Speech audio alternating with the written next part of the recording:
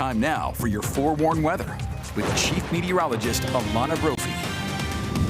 A heart full of love. That's what I feel when I look at this picture from Jordanelle. So pretty. Chris Williams sending that to us, our Valentine's Day, bringing in the cloud cover and the beauty. Thank you, Chris. So appreciate it. And the storm's headed our way. Satellite radar shows cloud cover and a few spotty showers out in the West Desert along the Wasatch Front for our Valentine's Day night. But that is ahead of our next storm system, which is going to keep us pretty active. This is what it looked like from the ABC4 studios this evening. Notice how the flag continues to move. Southwesterly flow. The winds have been whipping throughout the day with some of the largest wind gusts in Salt Lake at 21 miles per hour. Delta, Cedar City, so southwesterly really favors that path. And we've seen the wind that also adds to our temperature. That's a warm wind, and at times the reason that we can jump above average, which is where we were for our Valentine's Day, with daytime highs topping out at 51 in Salt Lake, 50 in Provo, 46 in Logan. We saw 40s and 50s on the eastern side of the state and a mix of 40s and 50s down the I-15 corridor. St. George,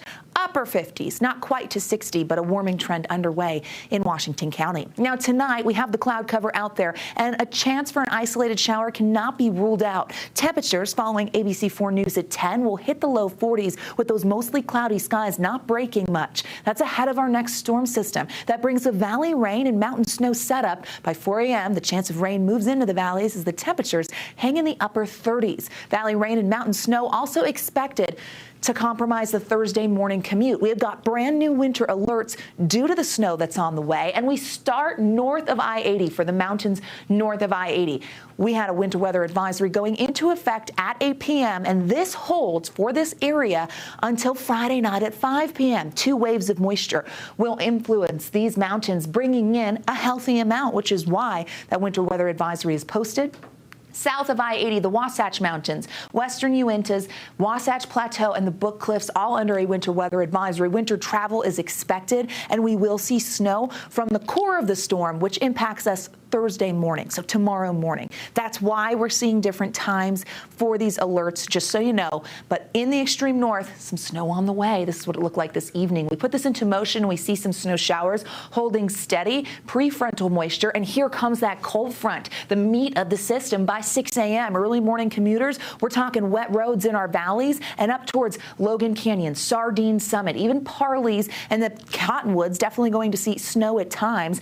Heavier rain, so be prepared for it, all the way down to Nephi and Delta. So that wet weather extends into central Utah towards the I-70 corridor, becoming a little more showery as we get through the day. We see that first winter weather advisory expire by the afternoon, but wave number 2 impacts the north Friday morning, 5 a.m. towards Cache Valley. Again, those mountain regions going to see additional snowfall and rain for places like Logan all the way down to Ogden. High pressure sets up following that second wave and stays in effect until Saturday, and then Sunday we get changes. Here's a look at where the mountains get favored. 8 to 16 inches for the extreme north, 5 to 10 south of that.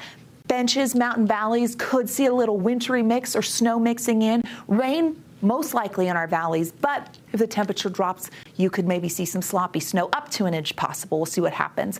As you look at that upper level future cast, it shows those storms dropping in from the Pacific Northwest there, and that does change things. As we check out the St. George 7-day, you notice those 60s, a slight chance on Sunday. President's Day, quiet, but rain moves in. Here's the Wasatch Front, where you deal with the rain for your Thursday, clearing by Friday and then into next week. A more active pattern with wet weather, those temperatures staying above average, so most likely favoring a valley rain, mountain snow setup. I hope you had a good Valentine's Day. Back to the desk.